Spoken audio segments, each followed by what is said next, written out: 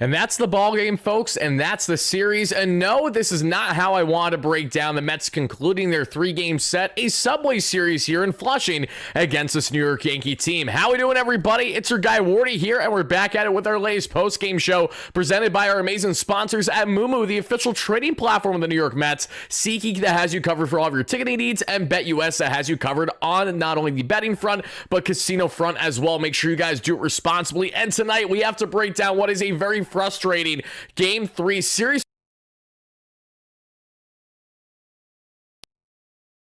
Realize that I just had a hiccup with my audio, so I apologize if I glitched out for a second. We should be fine. However, for whatever reason why I've been starting my shows lately, I've had that like one little subtle moment for like a hot 10 to 20 seconds, and then we're good. So I think we'll be fine. But regardless, everybody, we have to get into not only what was a frustrating ball game, an entertaining ball game at times too, don't get me wrong. How this ball game started with the Mets obviously down early by multiple runs. Max Fried's towing the rubber. He's carving it up. Chris Davinsky looks like the best reliever since I don't even know who that we see to begin this ball game. And then Zach Pop gives up the pop, which is Austin Wells in that home run. And from that point on, that started the unravelment of the Mets on the pitching end. Offensively, they had absolutely nothing going in the first half of this ball game. Then when they finally had things start to go in their favor, it still wasn't enough. It was back-to-back innings down the stretch there with double play balls. It is then getting absolutely robbed with one of those double play balls by Cody Bellinger, more like Franco Harris there in left field, having what was an immaculate reception with a baseball for one of the most absurd double plays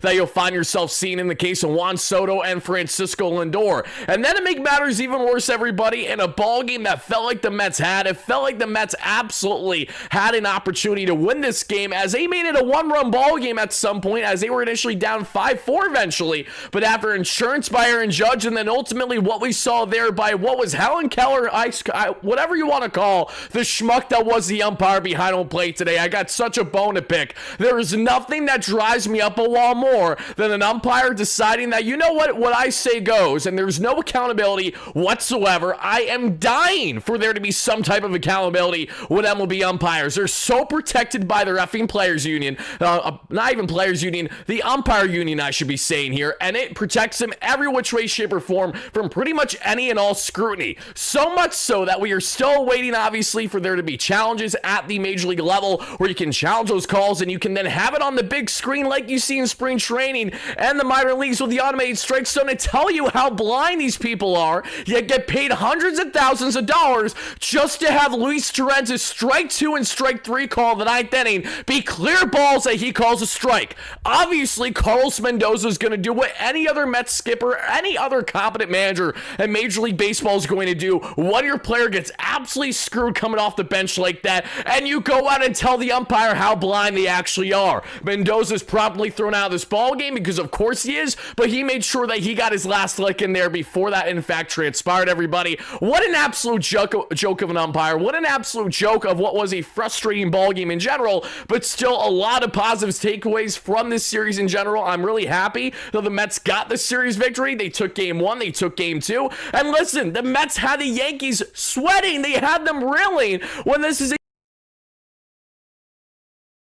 during this series after getting curb stomped there by the Toronto Blue Jays and now losing 2 out of 3 here against the Mets. So while I'm frustrated that the Mets lost this series finale, a game that felt like it was right in their grasp once Max Fried started to unravel a little bit there that we saw in the 5th inning, and then once you got Loaisiga, who was looking like batting practice for a little bit. Sadly, it was not enough, everybody, but there are still pros to get into in this one. But I want to see not only your frustration level, but your initial reactions to tonight's ball game, everybody. So hit that like and subscribe on your way. And how we feeling, everybody? How we feeling, Mets fans? If you guys are Yankee fans chiming in as well, congratulations on the victory today. To all the Yankee fans that are respectful, I appreciate you guys. Know that's always fun discourse. It's always great banter back and forth. I love this Subway Series. It's always electric. And obviously, as a Mets fan, I don't have too much to complain about after winning 2 out of 3 games. But certainly, if you want to have your opinion heard, if you want to say some things, feel free to do so in the chat. But know that's a Mets-dominated chat, so don't be surprised if Mets fans just absolutely go ham on you, because that's going to tend to happen even when we lose a ball game. game in this fashion. 6-4 is your final, everybody. AJ, thank you so much for the donation. I appreciate that. Zach, thank you for the dono too.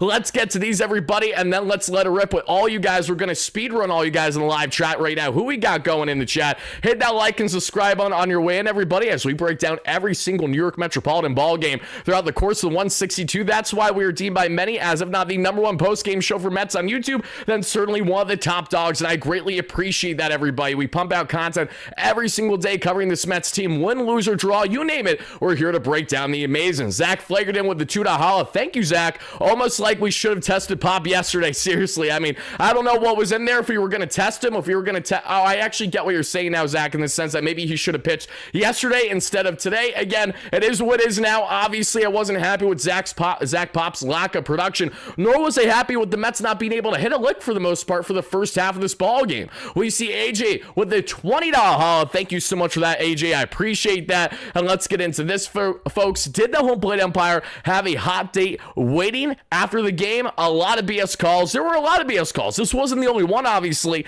but it sticks out like a sore effing thumb when you see what happened right there. Also, whoever the base running coaches needs to teach Mauricio how to understand situational awareness. I know Ronnie's still raw, but there are positives of Ronnie as well. I'm very happy to see Ronnie had a multi-hit game, and his hits came later on this ball game after pinch hitting for Mark Vientos, who's yet again underwhelming there at the plate. Very frustrated with Mark Vientos right now because I'm dying to see this guy be productive again, and he just looks like a shell of himself. He'll be the first to tell you that too, I'm sure. So we're going to break down more, not only Vientos, Mauricio, Brett Beatty was a stud when he came in and had to get a hit when it was called upon. A lot of things, again, to like about this. There were a lot of things to take away positively from this series as a whole, but I feel for Carlos Mendoza especially. I mean, Buddy gets absolutely screwed. There's nothing you can do there when you have a blind bat of a Helen Keller umpire behind home plate that literally calls strike 2 and strike 3 on loose trends, full balls out of the zone. And in case you guys think I'm bluffing, do yourself a favor and head over to MLB.com where you guys can see for yourself in the diagram of the strike zone, bam, bam, boom, right there, how screwed he actually was. You know what? Now that I say that, why don't I go ahead and just try to show you guys myself? Because I'm sure I can pull this up on X right now, everybody. So we're going to go ahead. We're going to do that. We're going to break down this ball game, everything that transpired, all the pros, all the cons, and everything in between here shortly, everybody. And be on the lookout as we're going to have a lot of Mets content dropping for you guys tomorrow on the off day. We're going to have a video dropping in the AM probably, as well as content dropping there that you guys will see later on in the evening. But let's go ahead and let me show you guys exactly what I was referring to. Thank you guys again for the donations. Pat, love you, Pat, with the $5 holla. We need a game 7. We do need a game 7. Thank you kindly for that. Pat had an absolute blast seeing the Yankees get curb stomped yesterday at Citi Field while I wasn't there. Very, very, very envious that Pat got to experience that while I wasn't there. But all jokes aside, congrats on the Game 3 victory, Pat. The only thing that drives me nuts about is how this game ended. Because again, it doesn't take a rocket scientist to figure out when a bad call is an unbelievably bad call. And in case you guys think I'm exaggerating for some way, shape, or form, let me enlighten you. And I understand the call does not dictate the entire ballgame. The call does not make up for back-to-back double plays that we saw in the previous 2 innings that ended the Mets' rallies to try to get something going. So those things are key factors as well. I'm not trying to use this as the end-all be-all. All I'm trying to say is it's really hard to try to come back being down 2 runs when you have 3 outs to play with, when it's only really 2 outs to play with, because the umpire promptly takes that first one away with you before you even had a true shot of having an at-bat. As you guys can see here right now, everybody, let's go ahead and pull this up for you guys in case you did not see. I still can't get over it. It's just driving me up a wall looking at it right now. Look at this. Look at this. Like literally. Like again, it doesn't get any worse than this, folks. Let's just go ahead and absolutely screw the Mets. And to the point of AJ with the $20 holla earlier, he's probably 1,000% right when he was saying, I'm sorry, did the guy have a date right after the game? Why was this rushed? Why did this happen? And that, my friends, is what we get. Horrendous umpiring. That is why we cannot wait for us to be able to at least challenge these calls there on a game-by-game basis. That is why we cannot wait for an automated strike zone, because for all we know, Luis Torrens, who, mind you, has clutched up plenty against his former Yankee team especially, don't you think that Torrens maybe would have had a quality at bat? Because if you ask me, that looks like a man that actually knows a great eye of the strike zone, our backstop there coming in for Sanger, but instead, it's Torrens having a great eye, but that eye clearly isn't great enough. He should be swinging at pitches even out of the zone, because they're going to get called one way or another. So, elite umpire, says Pat. I'd say the same exact thing if I won, in fairness, jokingly. But that's what we got there, everybody. Not loving it. I got to be honest with you. Not loving it whatsoever. Let's get to these donations, and let's get to breaking down this ball game, everybody. Again, thank you so much for chopping in live and replay. Voice your frustration. frustration, voice your optimism, voice your key takeaways, and everything in between that transpired, and the Mets dropping the series finale by a final score today of 6-4. And I understand is not an easy thing on paper when you have, heading into the ball game, Max Fried with his just over 2-year rate facing off a bullpen game, and Chris Stavinsky, Zach Pop, Brandon Waddell, everybody and your mother, Rico Garcia, who was fantastic as Mets debut today. Shout out to the schmucks that watch the content, specifically the one, I'm forgetting his name, that went out of his way to comment in my video saying, shame on me for actually liking Rico Garcia when the Mets signed him. Buddy, Rico Garcia just gave the Mets 2 scoreless innings. You know how hard that has been to find from a guy who's been a quick call and usually a quick set down? We will take these small victories for what they are, everybody. And Rico Garcia was far from the Mets' biggest problem today. The biggest problem was headlined by bad fundies, a tremendous play by Cody Bellinger where he was literally Franco Harris in left field, and obviously not hitting enough until it was too little too late, as the Mets were giving up the long ball just a little too much in a bullpen game, and that was hurting them to a degree. Mothman with the $2 holla at the Yankees. Let's go Mets series win. Mets run NY. I love that, Mothman. I do. Thank you so much for the $2 holla. For those that don't know, Mothman has a baseball in his PFP, and that baseball, I'm forgetting who hit the home run of that baseball, but maybe it was a Lindor or a Soda Bomb.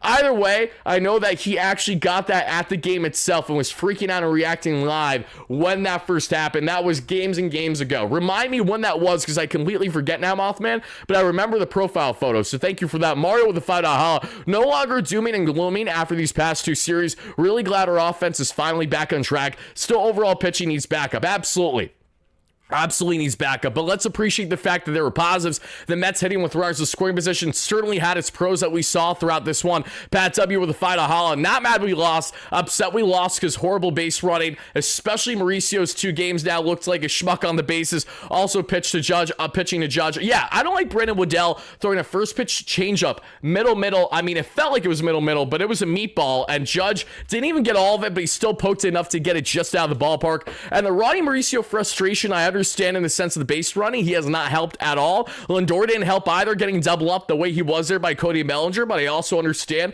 that was a very difficult scenario when it first happened. It was quick and it was fast. Pat, love you. Thank you again for the donation. I appreciate that. But the base running aspect is something that I know the Mets can work on more, especially in the case of Mauricio. Ronnie can fly. Ronnie can steal bags for sure. In the same way that you guys were frustrated with Ronnie Mauricio's base running today is the same way that you were excited and intrigued about his base running just a day ago, where Mauricio legged a single into a double. So bear that in mind as well, everybody. I know that Ronnie did not have a good day today when it came to actually being on the base pass, but he was productive at least getting himself there, something that Vientos couldn't even find himself doing. And then you add in the fact that we know that Ronnie's purely athletic, uber athletic, as a matter of fact. He just needs more polishing. We understand that. It's unfortunate that it reared its head a little bit today. That cost the Mets to a degree, but nothing of the world either. Things that I know this team can and will inevitably be working on. KCB with the $10 holla. Sucks to lose, but big picture, 2 out of 3 is taken every day of the week with these injuries. 1,000%. The fact that the Mets even won this series with their pitching matchups is chef's kiss. The fact that they won against Carlos Rodon and beat up on Rodon while Montas towing the rubber yesterday was a miracle. The fact that they won game 1 with Justin Hageman towing the rubber was a miracle. Those are the victories that we have to certainly take and appreciate for what they are. Have to go into Baltimore and take 2 out of 3 against Holmes and Pearson pitching. Mets have bigger issues than the Yankees. Absolutely. And again, thank you so much for the donation, KCB. I really do appreciate that. Thank you guys kindly hitting that like and subscribe on your way in. Also, Marte, the man who won't go quietly. Absolutely. And speaking of Marte, everybody, something to bear in mind, one, looking at Starling Marte, he had a tremendous game there at the plate today, batting leadoff, if you guys did not see, and I will give credit where credit's due. While I have not loved the splits that we have seen Carlos Mendoza been doing, I understood why he did what he did today for the most part. And even though this is how the ball game ended, everybody, Marte is that at the end of this ball game, everybody, it comes at a potential cost. It comes at a potential price. And what that potential price is, Starling Marte gingerly exiting after grounding out, having a clear flare up with his knee, as they called it there, that has warranted the trainer visit. And this was also Marte's first game, or not first game, but one of the only games this season that he actually got to start in the outfield. What is important about mentioning that? Jesse Winker is expected to return to this Mets team as soon as early next week, that we're going to break down in more content tomorrow. And the reason why that's important is because right when Jesse Winker is turning the corner to return, after sustaining an injury that he had from playing left field.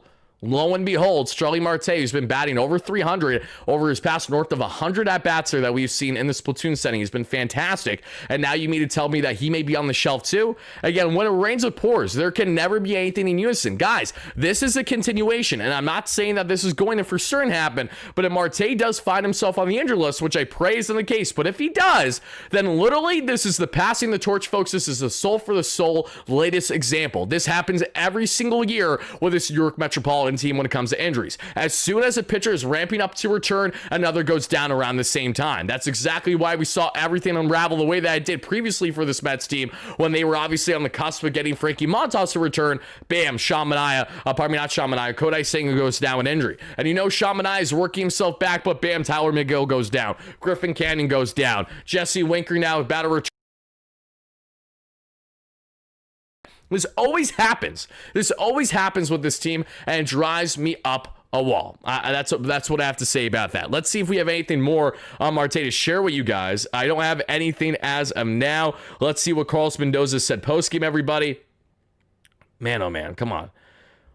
You know what, guys? Let's actually quickly transition. I'm going to play you guys just a couple comments of Mendy that we're going to break down the ball game. I think it's important that you guys hear from Mendoza after he was ejected today, because that was absolutely insane that happened. It's such a joke that it happened as well. I mean, you guys know how I feel about that, especially when an umpire is directly impacting the Mets, potentially when you're losing a ball game. Not that that umpire cost the Mets 2 runs per se, but at the same time, we're never going to know now because Torrens was never given a fair opportunity to have a quality at-bat there. It was taken right away from him before the ball game even started. On the pitching end, everybody, this is what happens when you have a bullpen game. Not everyone in that bullpen is going to perform.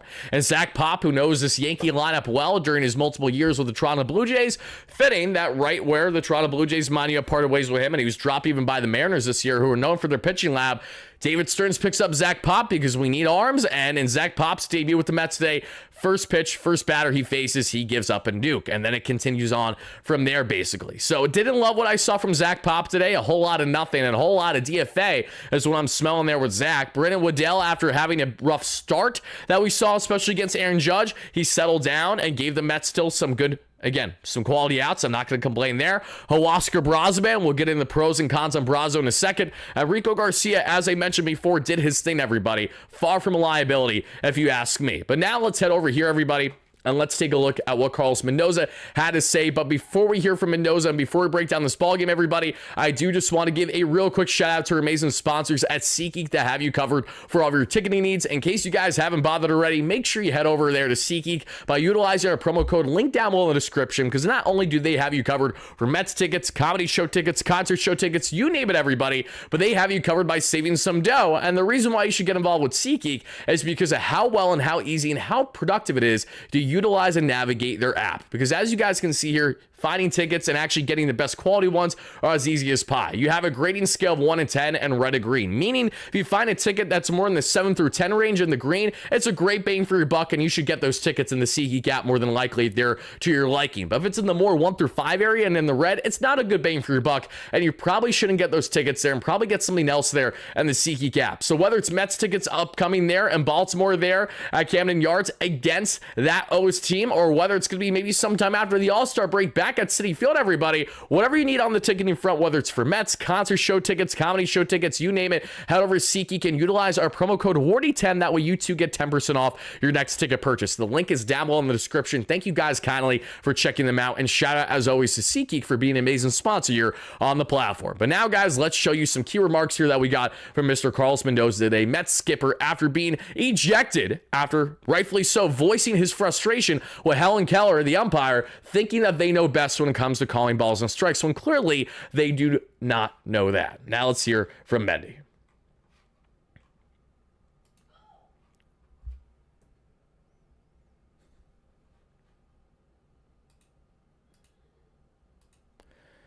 Apologies, folks.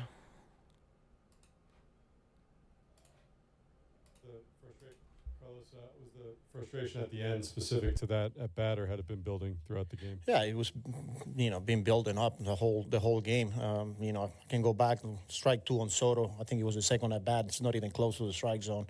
And then especially in that situation, leading off an inning, you're down 2, and you want to get guys on base and kind of keep the line moving. So, hopefully Soto and P gets a chance here. And then you get two calls like that they don't go your way. Just pretty frustrating. Yeah, I think pretty frustrating is an understatement, especially when it wasn't like this guy was having some, like a great game called up until this point. No, he was horrendous the entire ball game. We were seeing blown calls on both sides. And the reason why we weren't nitpicking too much of it prior is because we're so prone to this, not only as Mets fans, but as baseball fans. Sadly, we have just come to the conclusion that this is something that we should commonly expect. But then when you have that egregious of a call and that important of a moment in the ball game, when you're down 2 runs and you only have 3 more outs to spare, Mendoza had every right and then some to react the way that he did. Home run in the chat. How you doing? I got tickets for the right retirement with SeatGeek. That's awesome. Thank you so much for doing that, my man. I'm really happy to hear that. Eric Douglas, great member. How are you? Happy to have you in here. Going up real quick, everybody. Rebecca Allen, great member. JTB, Michael Valenti, Zach Flaherty, Patrick, JTB, Lordy, all you guys shopping in live at a replay. Hit that like and subscribe button if you haven't already, as we're breaking down the latest unfortunate loss in Mets land by a final score of 6-4. William, Danny, Omar, Richard, Michael, going up the list, Corona, Rudy, all you guys, Alvin, great member, Steve, great member, hope you're having a fantastic time, NPR, my friend, Mr. Chicken, Alvin, if I didn't say him already, great member, Omar, Scudoodle, love the name, we got Pat W in the chat, D-Mac, great member, Alex, how are you, Richard Hennel, how you doing, going up here, we got Mike Fagan, how are you, we got all you guys, we got Pat from earlier, we got William, we got Killa, we got VB3, we got Reem in the chat, we got all you guys, Rudy, Wacky Blocks, how are you, G-Money, Stacks, how are you? Michael, again, all you guys coming in live on a replay. Thank you guys kindly for that, everybody. And now let's hear some more words from Carlos Mendoza, and then we'll break down this ball game. Fire Sauce, yeah, I mean, you can spam the Let's Go Yanks all you want right now. They finally won a ball game. Felt like it took them a month, but I'm glad that they were able to get that one through against Chris Stavinsky in this bullpen game for the New York Mets. Pat yourself on the back while you're at it. Flared up. What happened to Marte? Yeah, that knee flared up again. It's the same knee that he had issues with last year, spring training. So, they're taking a look at him right now and then see what we're dealing with him. What's your level of concern with that? I got to wait, I was just talking to him and, he's like, obviously I felt it, but I got to wait and see what the doctor says. I don't like that. I don't like that at all. The fact that Mendy was like, I got to wait. It usually if it's something that's less concerning, Mendy will kind of have a little bit more of an optimistic approach. And I don't think I'm wrong for saying that as someone who's seen a lot of Mendy pressers this year. We'll wait and see what happens there with Marte. Hopefully it's just inflammation and that's that. But even if it is inflammation, the likelihood of the Mets not putting him on the IL kind of feels slim right now, doesn't it? Unless we can find out that, he's going to be fine. But bear in mind that if Marte then is really struggling to move with that knee, they're not even going to want to bother to, block a roster spot for the next series upcoming for that reason. My great assumption right now is that given the All-Star break, the Mets are going to put him on the injured list. Almost no doubt in my mind, unless we find out tomorrow something different. So when we have our video to break down, guys, on our report and Mets update segment and everything, do not be surprised if we lump Marte in that discussion. We have literally 10 different topics that we have to break down for you guys tomorrow. The only reason why we're not doing it right now is because it's separate from the games itself, and it needs to be talked about in a different light from when the Mets are just winning and losing ball games in this post-game coverage. That's why we do videos and we do live streams, and we try to balance it to the best of our ability. Diaz is an all-star? Oh, is Edwin Diaz just announced all-star? Hell yeah, that's awesome. Let me go and post that real quick, everybody. That is electric. Damn, I wish I knew this sooner. Thank you guys for relaying. Edwin Diaz is officially an all-star, everybody. And fantastic news as well. From Daniel Wexler on X for all my prospect lovers.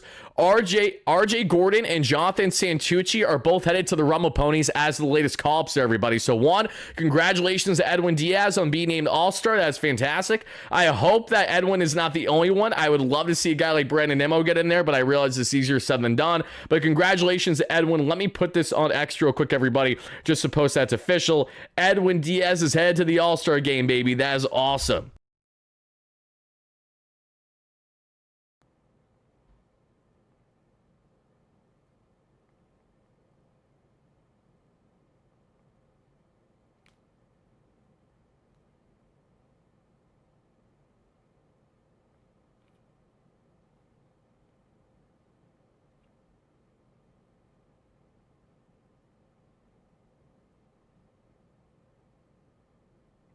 Apologies, everybody. Thank you for your patience there. I just want to tweet that out quick. Edwin is official. That is awesome. Really, really happy for him.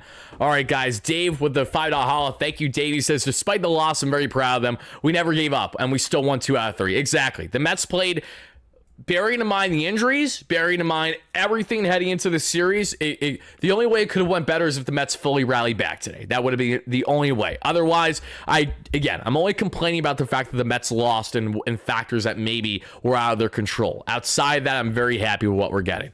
Let's see.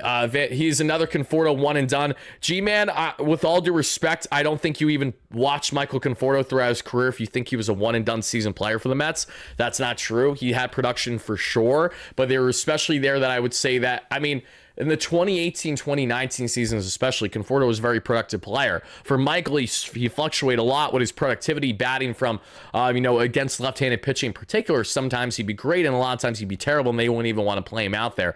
Vientos I like a lot. I'm not here to say that Mark maybe will for certain be able to get out of it. If he doesn't, he doesn't, and that's really unfortunate.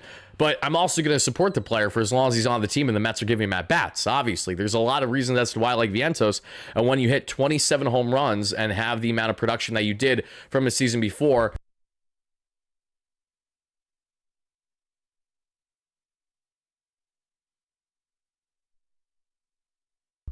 sorry about that, everybody. But as we continue on, Nimmo, Pete, and Soto got to be all-stars. I hope it's all 3 of them. That would be amazing. Soto has a 1,200 OPS since May 30th. I just would have liked to see Juan Soto actually, maybe not strike out against Fried in that moment today. That one was a bit frustrating. We're going to talk about that in just a second. But another comment or two on Carlos Mendoza, and then we'll go from there. The play that you challenged on Bellinger's catches, how did you see that play? Yeah, pretty incredible play there. Probably the play of the game there, maybe an inch, but the jump off the bat was pretty impressive. Obviously I'm taking my chances there. I wanted to give it a look, and it's a tough spot for Lindor to be in as a base runner. He kind of gets caught in no man's land there, obviously. But again, I just wanted to give it a look. Given where we were at, I knew I was going to have another one later if I lost that challenge there. And when you see the replay, it was a hell of a catch there. All right, guys, now let's get actually to breaking down this ball game. Because like I said, there were pros and there were cons. And as we all saw together, if you guys watched this Mets game, you know what I'm talking about. If you didn't, don't worry, I'm going to enlighten you here in just a second.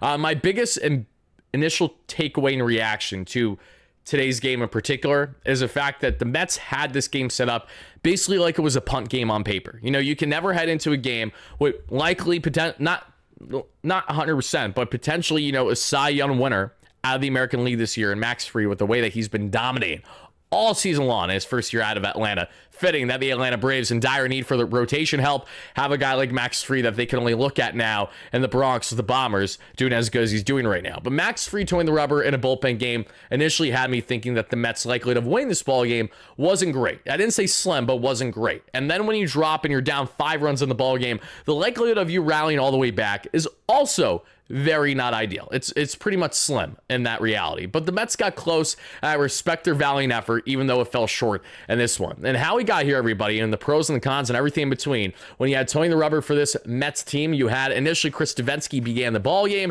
and then we went on to a couple other relievers that didn't have as much production as dominance as Chris did. And I know Marte's probably going to the injury list, Omar. I did see that, yes. As much as that is frustrating to say, the only positive about Marte getting hurt now is that we're a week away from the All-Star break. So Marte can be placed on the injured list today, or can be retroacted to today and then officially announced tomorrow or something. And then, he'll be back pretty much right after the All-Star break. He should be good to go. So that didn't line up well. Just sucks that we're going to be without a hot hitter now for this week. You just have to hope that Jesse's hot once he returns to this team. But all right, guys, we see Paul Goldschmidt fly out. Trent Grisham then with a 1-out single, but that's all she wrote in the first. Chris Davinsky, everybody, threw 13 pitches in the first inning. You want to know how many of them were strikes? A whopping 12 of them. Yeah, I'd say he did a pretty good job to begin this one. Then Starling Marte, who had some defensive blunders to begin this ballgame, because again, can't expect Marte, who was a last-minute decision to actually be starting in left field today, because initially it was supposed to be Nimmo, but then they switched them. Carlos Mendoza did. Mendy put Nimmo to DH, and we saw Marte in left field for one of those rare starts in the corner outfield. And Marte, after looking rusty defensively, made up for it immediately offensively, because we see Marte lead things off with a single right away off Max Fried.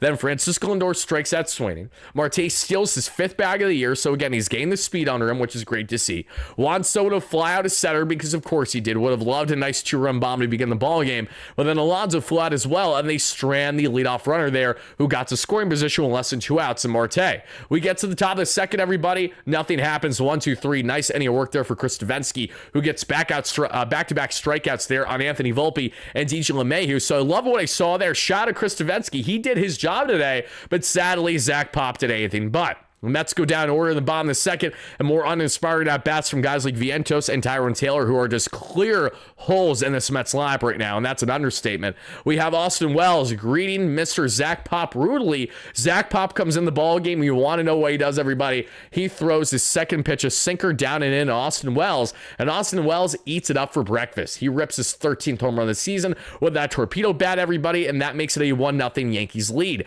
Afterwards, we see Trent Grisham rip a 2-out single. So Trent right away is on now for 2 times, both via singles, in the first 2 to 3 innings of this ball game. And after that happens, everybody, we would see there be a runner on for Aaron Judge, who thankfully grounds into a force out. And that does it for the inning, but not before the Yankees found themselves with that 1-0 lead, because Chris Bob not loving what we're seeing from Mr. Pop. Let's see. Almost certain Alonso made it in regards to the All-Star. I mean, he has to make it, right? But we're waiting for the official announcement in regards to others outside of Edwin Diaz for the All-Star game. So once we get them, we will certainly talk about them.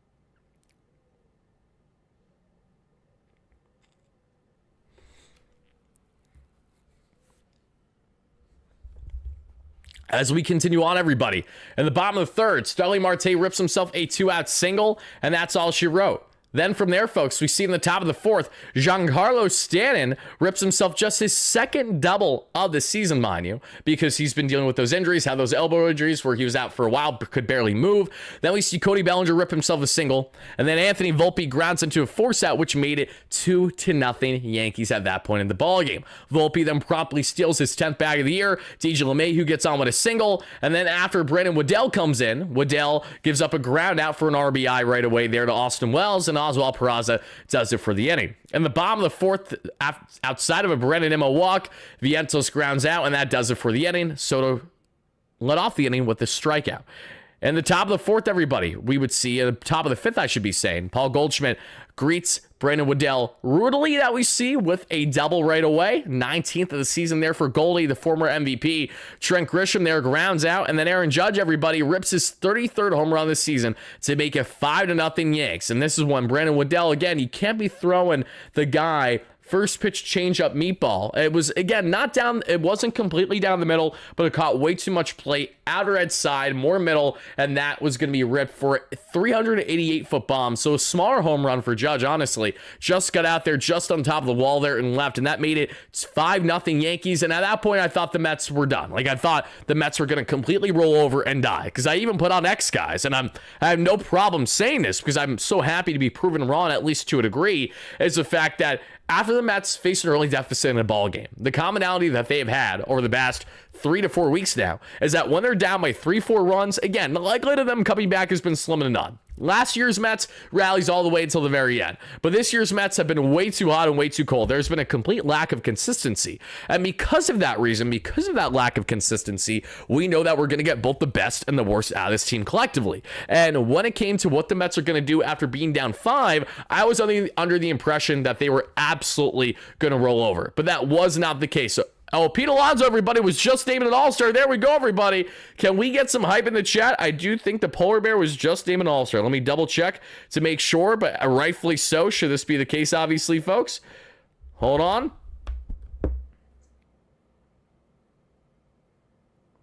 There we go, everybody. Pete Alonso has, in fact, been named an All-Star. Rightfully so for the Polar Bear.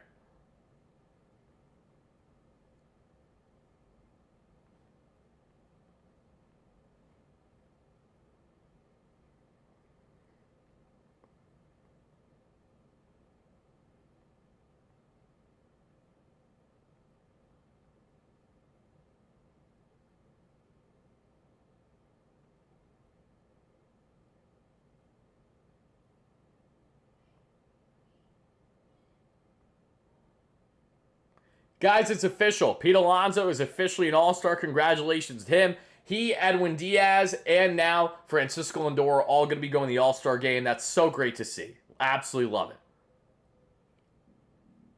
Hype me up, Pete. Yeah, baby. Even though the all-star game is like little to me versus what the all-star game used to be.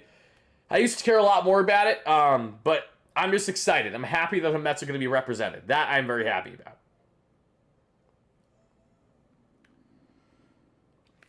And players that actually, you know, you're in because of fan voting, obviously, but it is really frustrating when you see guys in there that just have absolutely no business being in there. When we get in the Beatty announcement, that's a great point, Scott. I don't know. Unfortunately, I don't think we're gonna get one, but I like the way you think.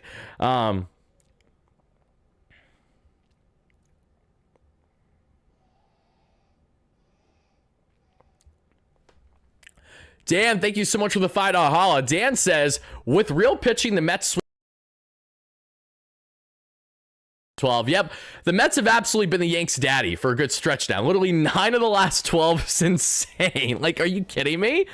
That's true. Oh, wait, so if I'm not mistaken, the Mets were 15-8 against the Yankees in the 2020s entering today's game.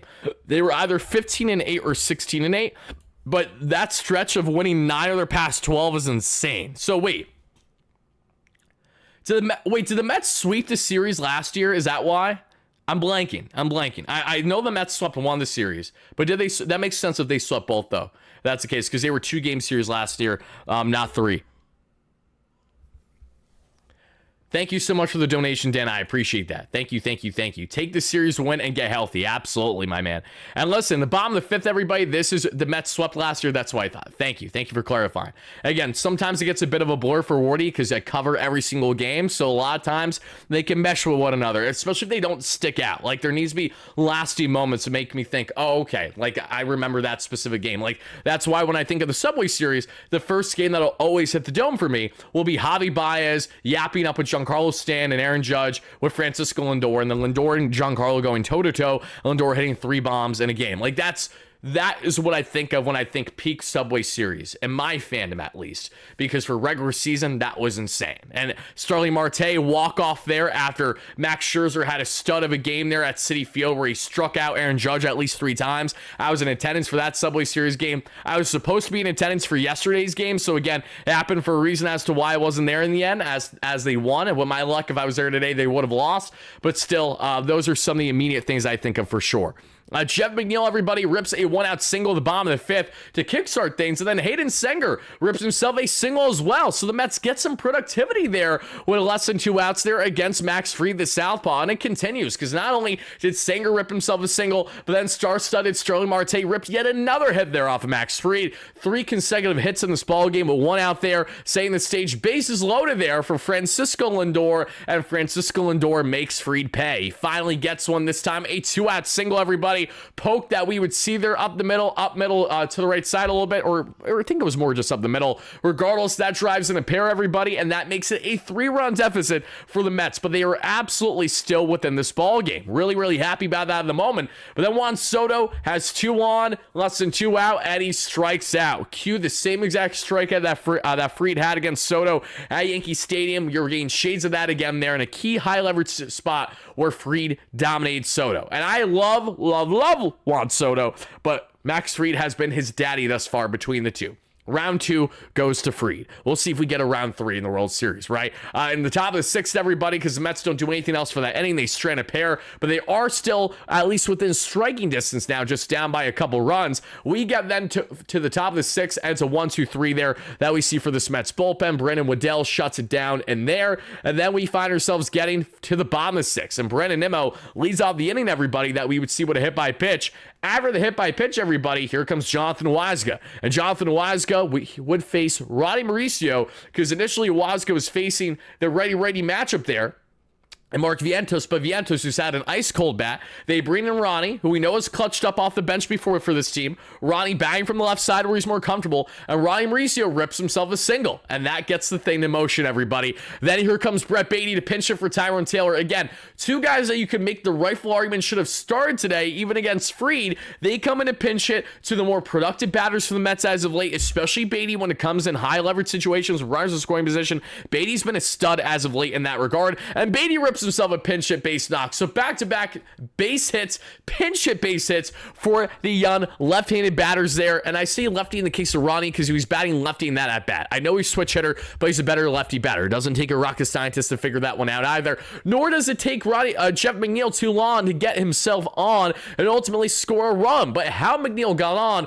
was all the more crazy because McNeil gets on as he's bolting down the first baseline. He looked to his left when he should have never looked at all, but he tries to leg it out, and they can't get the flip. Jonathan Wisecup misses the ball just under his glove. They make the quick toss there to first, a little bit of a half-ass underhand toss there. Can't make it. It gets behind there, the first baseman for the Yankees, and that makes it a 5-3 New York Yankee lead. The Mets are down by just 2, everybody, and they still have bases loaded, less than 2 out for Hayden Sanger. And all Hayden Sanger needs to do is a sac fly to bring the Mets within run, or Sanger could rip a single, tie the ball game, or Sanger could grind into a double play and give the Mets a run, but you're still down by a run in doing so. So, unfortunately, 2 outs happen after the Sanger quick double play there. Again, great work by Fried. Not shocked that you're going to see that happen even against the right-handed batter. And then Starling Marte would unfortunately just line out. Should have been a bloop single opposite field, but Aaron Judge fully lays out there to make the catch in shallow right, and that strands the runner there. Mets are down by only 1 at this point, everybody, as they are down 5-4 as we then get to the 7th inning. And the 7th inning, Paul Goldschmidt would rip himself a single right away off of Oscar Brosman, because of course he does. Then Trent Grisham rips himself a single, and Ronnie slips ever so slightly in foul territory because it ricocheted terribly off the wall and it slowed down. Worst ball imaginable there in the case of Grisham, and it worked. And just like that, there's runners on the corners, no outs, everybody, and Aaron Judge is going to always drive in a run, whether it's a home run or in this case a sac fly. That has much needed insurance for this Yankees team, and that makes it 6-4 Yanks here. And then afterwards, Giancarlo strikes out. Then we see Belly get on with a walk. That doesn't matter, everybody, as Volpe then strikes out as well. We get to the bottom of the 7th, everybody. In the bottom of the 7th, Francisco Lindor gets on with a hit by pitch right in the back of his lower calf that we see. Lindor's on, and here's Juan Soto. What does Juan Soto do, everybody? Juan Soto smokes a 105-mile-per-hour baseball that should have dropped for an opposite field single. Instead, Cody Bellinger, as I said, cued the Franco Harris Immaculate Reception. In case you guys don't know what I'm referencing, it's because you either didn't see it live or you have no clue what I'm talking about because you didn't do your homework and you don't care as maybe a football fan, or you don't even know what I'm talking about in general. Franco Harris, for those that don't know, was an amazing running back for the Pittsburgh Steelers back in the 70s. I know this very well as a Steelers fan. My dad grew up a diehard Franco Harris and Steelers fan in particular, especially when they had, I'm pretty sure, the half Italian and half African army, which I thought was a really, really cool thing because obviously Franco Harris was African American, but he was also of Italian descent as well. So they had like an Italian army for him that they would do in the fans would do there in the crowd at Heinz Field at the time. That's getting on a tangent. Point is that you have a Steelers versus Raiders football game, and there is a ball that ricochets, and right before the ball ultimately hits the ground, Franco Harris somehow, some way makes a immaculate reception with both hands and bolts his way for a touchdown. That is one of the most notorious catches that people either love to hate or love in general, and that with a one-handed basket catch is basically what just happened there for Cody Bellinger, because Bellinger goes out and he somehow, some way makes the fantastic catch. So much so, all I could do was tip my cap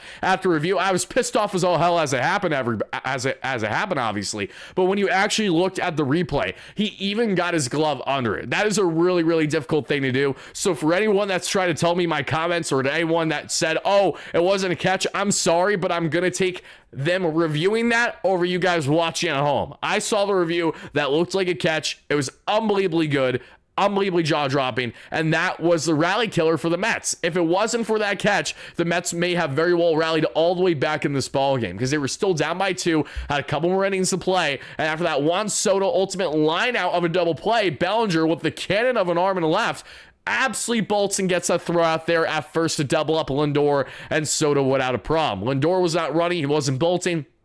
Say what you will about the lack of proper base running there. Either way, it's a double play, everybody, and that hurts the Mets because, mind you, who was pitching in this inning? It was Mark Leiter Jr., who can definitely be vulnerable that we've seen at times for this Yankee club. Leiter Jr. has a 4.46 ERA, and we just had to beat up on him a little bit here, and we could not get the job done. As Alonso then gets on with a 2-out walk, and you're saying to yourself, okay, the Mets might still get a chance. They might get something to cook now, everybody. SNY discussing Soto now. If there's anything on the positive front there, let me know. Adrian Hauser, the reason why we're not going to bark up the Adrian Hauser tree, Zach, is because his K to walk ratio is not great at all. He's not striking out guys. He's not getting good swing and miss. And I think what Hauser's doing right now is a prime example of thriving with no expectation whatsoever.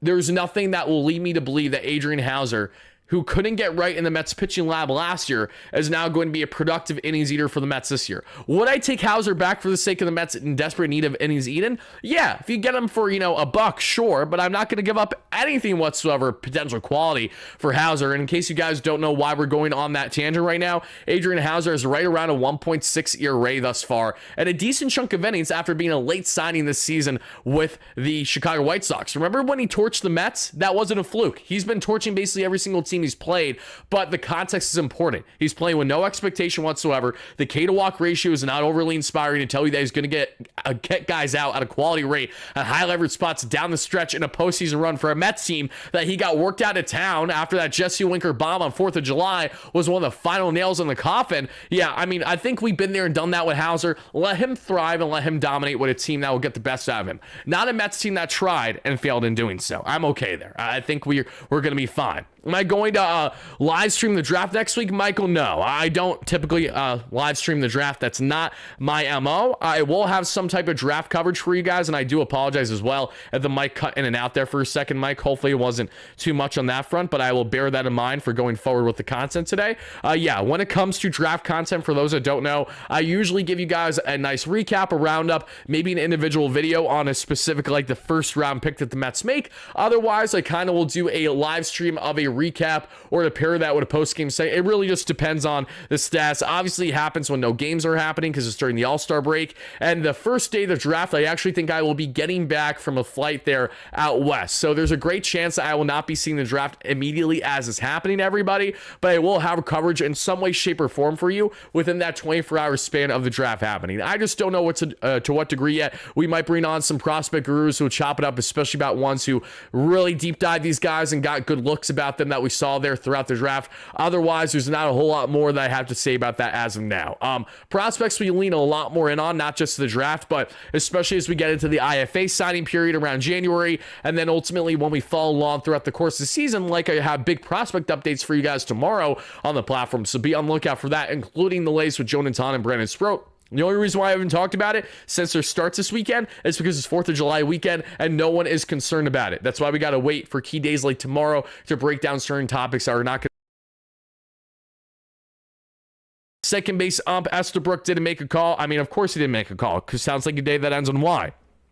Kevin, thank you so much for the donation. I appreciate that. But let's reel back in and let's continue breaking down the ballgame, everybody. Because as I said, the Mets got doubled up bad there, and then Alonso got on with a walk, but that's all she wrote. Tim Hell, the southpaw, will then come in and get a ground out on WardyNYM, and the rally's cooked. Rico Garcia, everybody, who I thought was fantastic for the Mets pitching-wise today. Rico comes in, and he gets himself a one-out single and gives up to Austin Wells, but he works around it. He gets a pop-out on Oswald Peraza, he gets a ground on a Paul Goldschmidt, and that does it. At the bottom of that same inning, everybody, we see Ronnie Mauricio rip a single. Brett Beatty would a ground out, and Jeff McNeil would a ground out, folks, and that does it there for a scoreless inning of work, even though Ronnie is 2 for 2 in the ball game after coming in pinch hit, mind you, later on in said ball game. I love what I saw from Ronnie today on the hitting front, just didn't love what I saw on the base running front.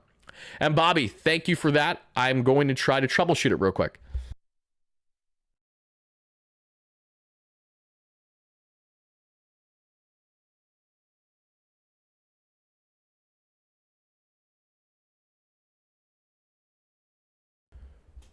Check 1.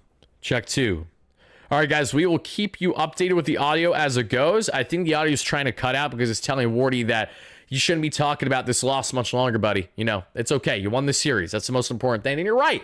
It is the most important thing. Absolutely. As we, though, get on further in this ballgame, everybody, the Mets don't get enough there in the 8th because another key double play. Brett Beatty, unfortunately, is a culprit there, does it. And the 9th, we see the Yanks go down in order because Rico Garcia is a dog. Yet again, back-to-back scoreless innings there for Rico. Love me some Rico. And then we see, folks, in the bottom of the 9th, Luis Torrens call down strikes when it was clearly ball 2 and 3. Mendy gets thrown out. Marte grounds out and is gingerly running down first because he flared up the knee. And then Lindor strikes out to end the ballgame, everybody. The Mets lose this one 6-4. And on the pitching end, I am going to give the Mets a collective pitching grade today on a final score out of 1 through 10. They gave up a total of 6 earned runs, which means Wardy is not going to go any higher today on the pitching.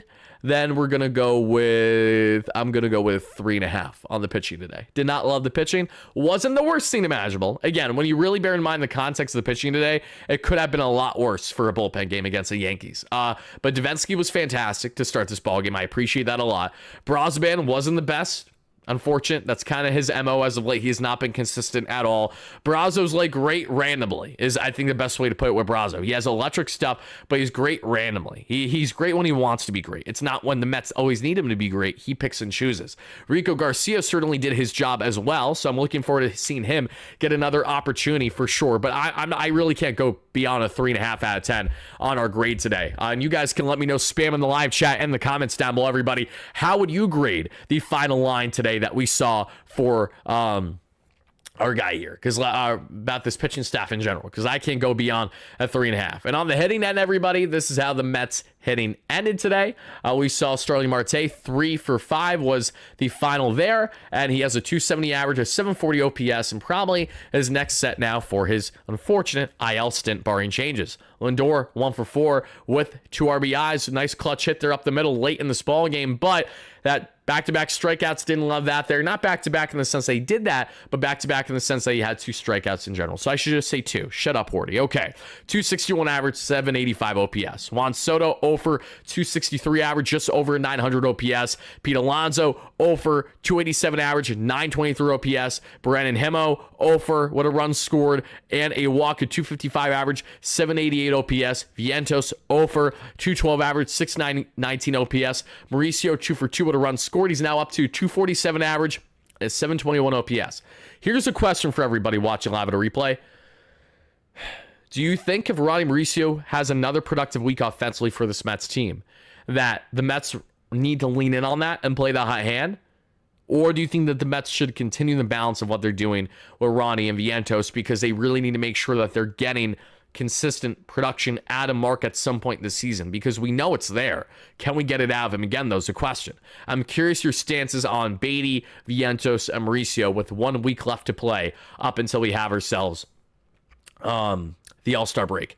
Let's see. Shockingly, immortal Zach Pop and Brandon Waddell couldn't get the job done. Yeah, that was the case. Waddell wasn't horrendous, but he also wasn't great either. Again, why are we throwing changeups down the pipe there to Aaron Judge? You can't be doing that. You really can't be doing that. Ronnie is a horrible base runner, but Ronnie's so effing athletic that if we can figure out his base running, he could be an easy 20 to 30 stolen bag lock for the Mets every single year. That's my confidence in Ronnie. Ronnie can make it happen. He just has no situational awareness yet.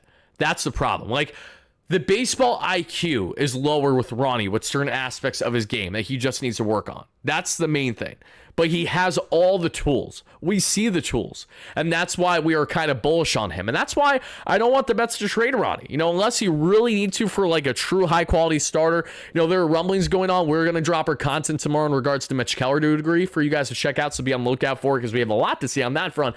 However, there was an factual report that went around along with it yesterday that Ronnie Mauricio was in those trade conversations. That is not at all true. That is inaccurate. That was hearsay made by the same schmuck out of Pittsburgh, for those that don't know. And actually, I'm going to pull him up right now because I can't stand this guy. There is one guy, guys, in case you guys don't know, and I know this because I look up Steelers coverage constantly, but let me show you.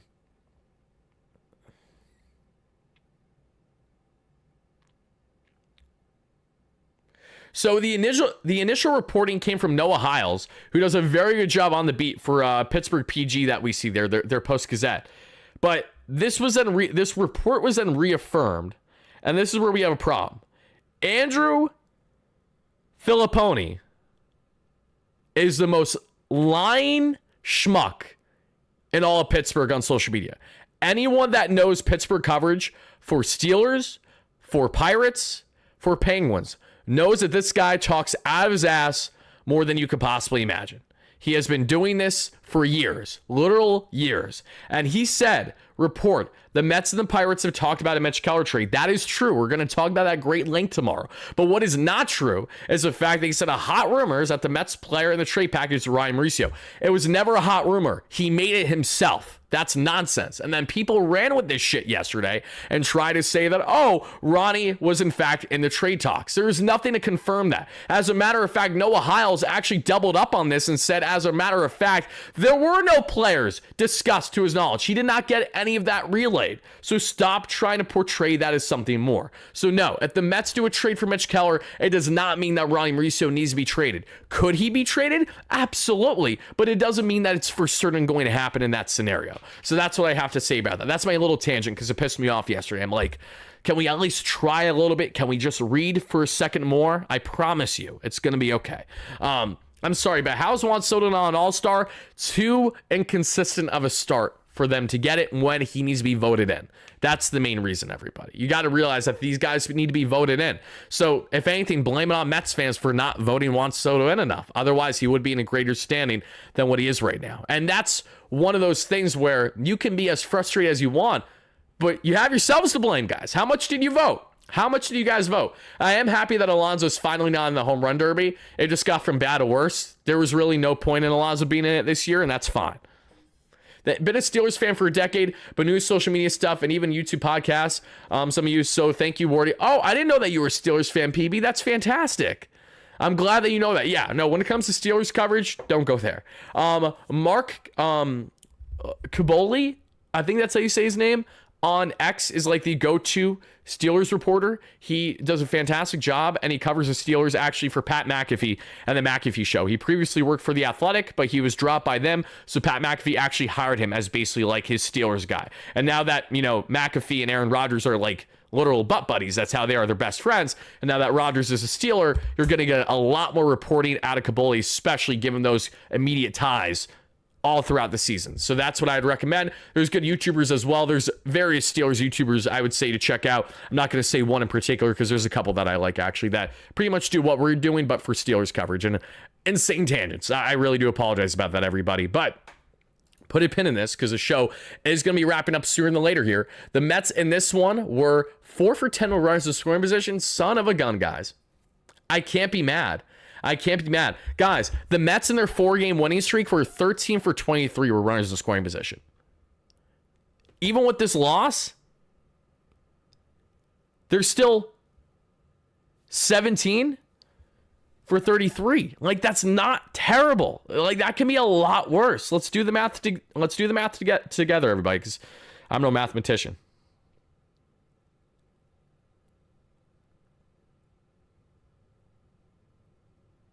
That really isn't bad.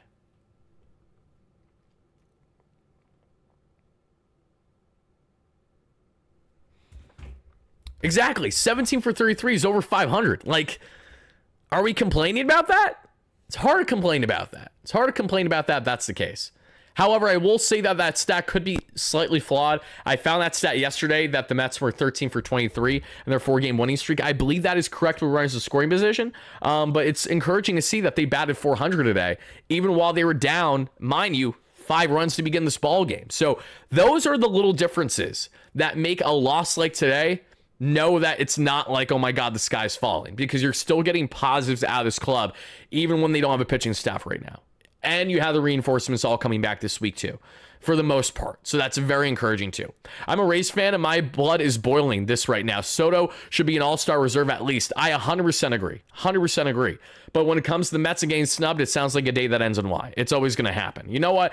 Only more fuel to fire for Juan Soto to have the most electric second half imaginable. He is going to be a madman, and I can't wait to see that happen. That's my initial reaction to Juan Soto not getting in for the All-Star. I'm not going to scream my head off about it. It happens. We have been disappointed by All-Star games every single year. If it's not, we're not not just disappointed by the game itself, though we're certainly disappointed by the fan voting to a degree. So it is what it is, everybody. But I'm very happy that the Mets still hit as well as they did today. They only had 2 less hits than the Yankees. They were out hit 12-10.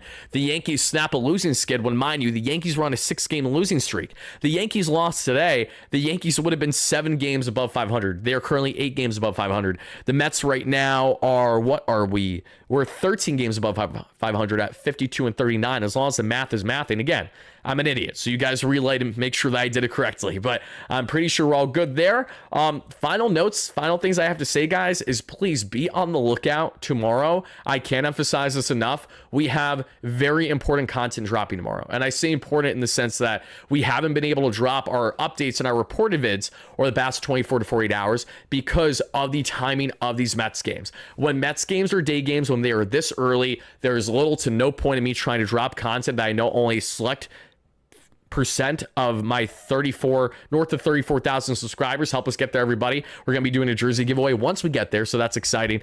But not only are a very select few of you guys getting notified, but another problem too is that if the Mets don't play well that day, you also don't give a shit, because it doesn't matter if it's like positive, encouraging things. You don't want to hear about it on a day that the Mets don't play well. So good news, Mets have an off day tomorrow. Expect content. You will have at minimum 1 video, at maximum 2 to 3, meaning you'll get 2 videos and a live stream at absolute maximum, and at minimum you'll get a video. So I think we're going to probably be right in that sweet spot in the middle.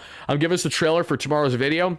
A trailer of tomorrow's video is that we will be expanding more on Mitch Keller. Absolutely. We're going to be deep diving more in the prospects. You guys know that. And we're going to be getting into a lot more content on the trade front. And that's pretty much like what I'll leave you with. We have an abundance of key updates and news to share, but I'm going to leave that for tomorrow because we're going to talk more about it tomorrow. But very positive things on the front of Kodai Senga. Obviously, same thing can be said with Sean Manaea, Jesse Winker. They are all right about ready to return, but we're just going to give it more of a designated segment to talk about that because it's going to get lost in a live stream like today. Because you see how we have, for example, 150 concurrent right now. If the Mets won today, we'd have probably right around 400 to 500 concurrent. And that just shows you the difference in winning and losing ball games and how people care or lack thereof, right? So I will have plenty of content for you guys tomorrow, and then I'll have a lot more content for you guys throughout the course of the week, leading up until the weekend. Be on the lookout for that. I will be out of town starting Thursday, barring changes, everybody, probably around midday. So if there's a slight hiccup with my Royals coverage,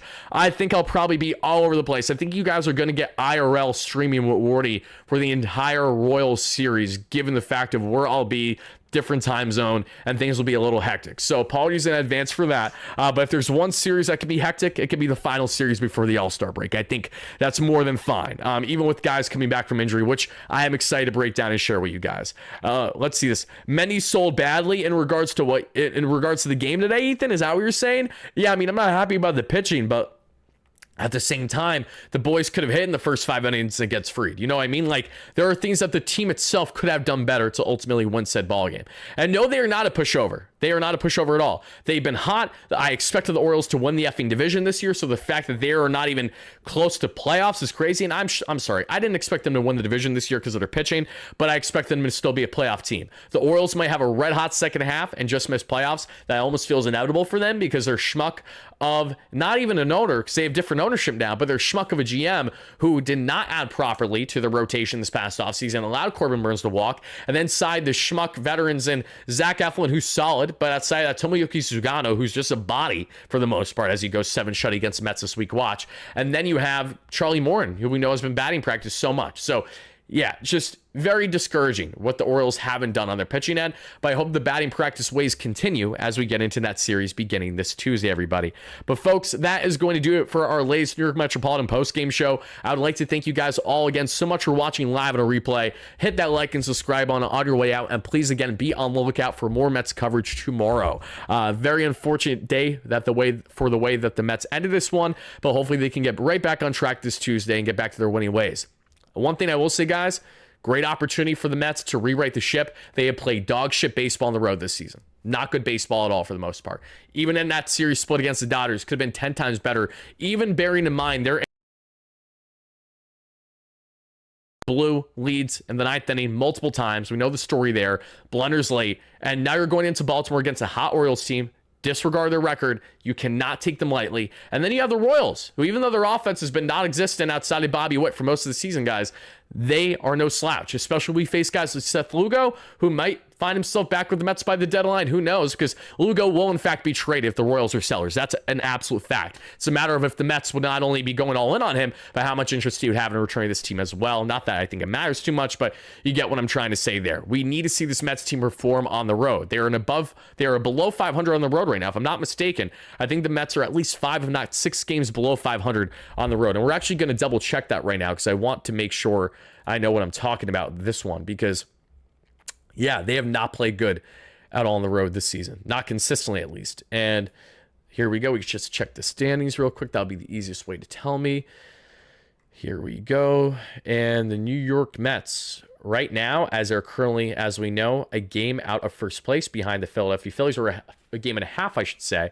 They are, 19-25 on the road. A completely opposite record there.